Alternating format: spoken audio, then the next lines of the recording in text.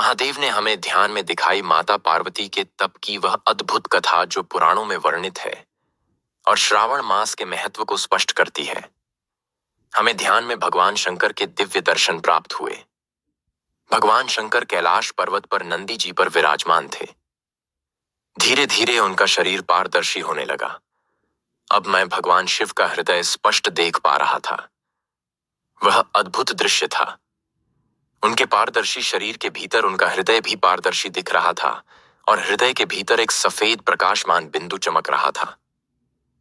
हमने हाथ जोड़कर कहा, प्रभु, यह तो आपका हृदय मनुष्य जैसे ही स्वरूप में दिखाई दे रहा है।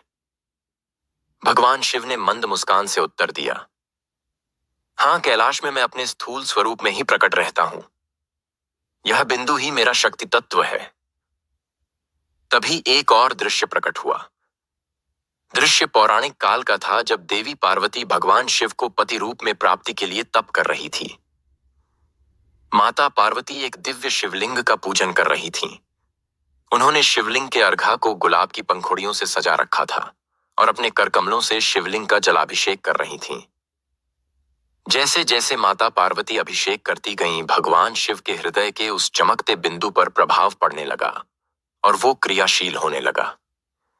उसका आकार थोड़ा बढ़ा और उसमें शक्ति की तरंगें उठने लगीं।